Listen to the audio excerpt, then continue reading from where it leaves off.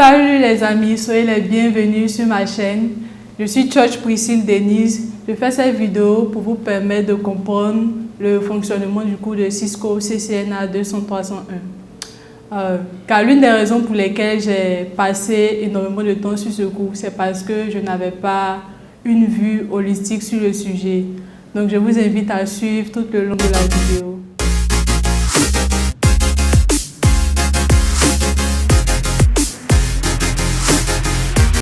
Le cours officiel de Cisco CCNA 200-301 est subdivisé en 3 parties.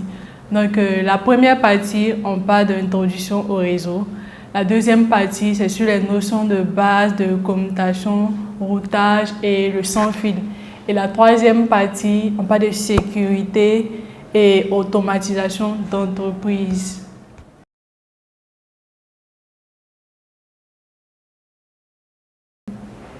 Donc, dans la première partie, on définit déjà ce qu'est un réseau.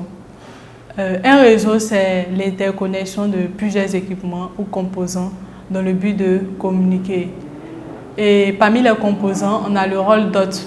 Donc, parlant d'hôte, ce sont des ordinateurs, des serveurs, des smartphones, etc. On a le rôle d'appareil intermédiaire. Ce sont des routeurs, des commutateurs. On a le rôle de support réseau. Ce sont des câbles en cuivre, la fibre optique et le sans-fil. Donc, pour avoir une bonne communication, il y a un ensemble de règles à suivre. On parle de protocole. Okay?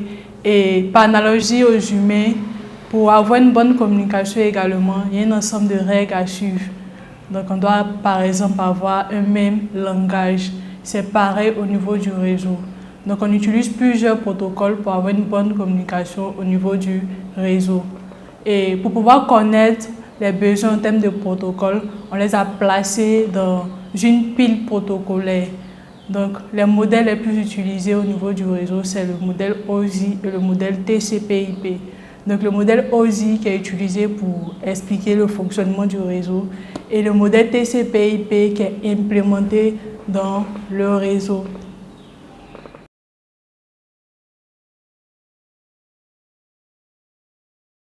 Donc, à partir de la deuxième partie, qui est la notion de base, de commutation, routage et sans-fil, vous allez vous rendre compte que le cours tourne autour des 4 caractéristiques pour avoir un réseau fiable.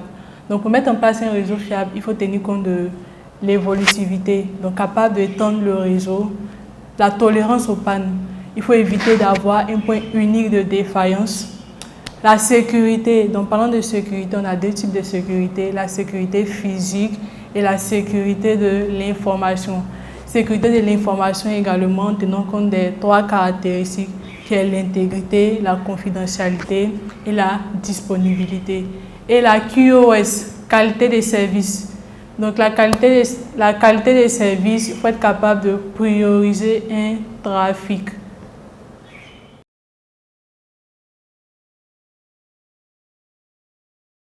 Un commutateur est un équipement de couche 2. Okay? Donc, les données qui sont transmises au niveau de la couche 2 sont appelées des trames. L'adresse qui est utilisée au niveau de la couche 2 est appelée l'adresse MAC. Et il faut dire que le commutateur se sert de sa table de commutation pour pouvoir transférer des données. Donc, pour pouvoir remplir sa table de commutation, il ajoute dans sa table l'autre sous-sol qui souhaite envoyer une trame à une autre machine dans le réseau. Et lorsqu'il n'a pas l'adresse MAC de l'autre destination, il fait une diffusion. Donc, une diffusion, en fait, c'est lorsque l'on envoie une trame à toutes les machines qui sont connectées à un commutateur. Voilà.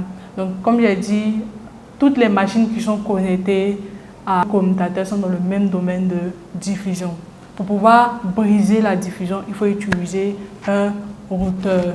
Donc, lorsqu'il y a plusieurs machines qui sont connectées à un commutateur et que pour des raisons telles que d'autres protocoles comme ARP, qui utilisent la diffusion, il peut y avoir des lenteurs au niveau du réseau. Donc, vous avez la possibilité de réduire le domaine de diffusion sur un commutateur grâce au VLAN.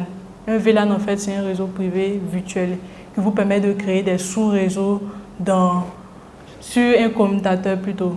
Donc, par défaut, les VLAN par défaut, les machines connectées dans différents VLAN ne peuvent pas communiquer. Donc, pour permettre à ce que plusieurs machines qui sont dans différents VLAN puissent communiquer, il faut utiliser le routage inter-VLAN. Donc, vous avez également le DHCP. Donc, le DHCP n'est plus à présenter. C'est un protocole qui vous permet de configurer de façon automatique les autres. Vous avez le concept de FHRP, donc First Hop Redundance Protocol. C'est un protocole qui vous fournit une passerelle par défaut alternative. Donc, j'explique de façon simple. Okay? Donc, au niveau du réseau, lorsqu'on veut communiquer avec un autre dans un autre réseau, on doit configurer une passerelle par défaut.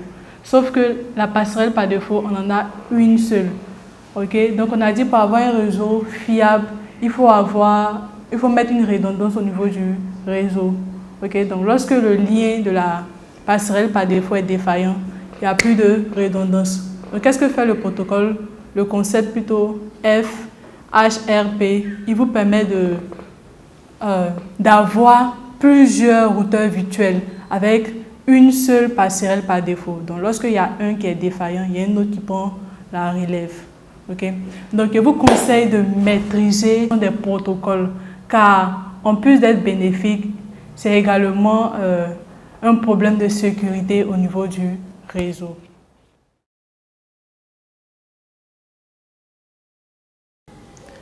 Vous avez aussi le routeur qui est un équipement de la couche 3.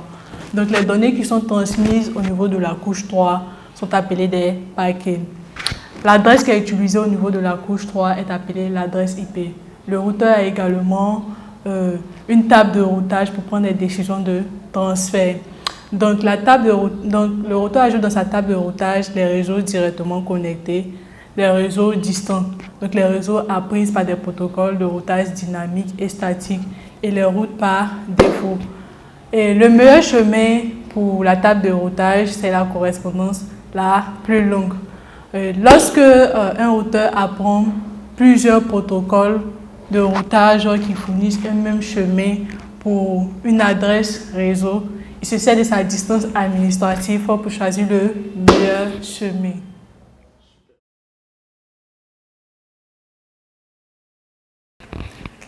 Donc, dans la troisième partie où on parle de réseau, sécurité et automatisation d'entreprise, on parle déjà du protocole OSPF, qui est un protocole de routage dynamique. Donc, vous devez maîtriser le protocole OSPF.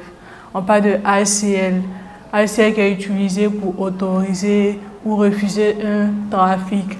On parle également de NAT. NAT qui est utilisé pour traduire les adresses IP privées en adresse publique. Donc, c'est utilisé à cause du manque d'adresses IPv4 publiques. Vous avez également les VPN qui sont des réseaux privés virtuels qui sont utilisés également pour la sécurité.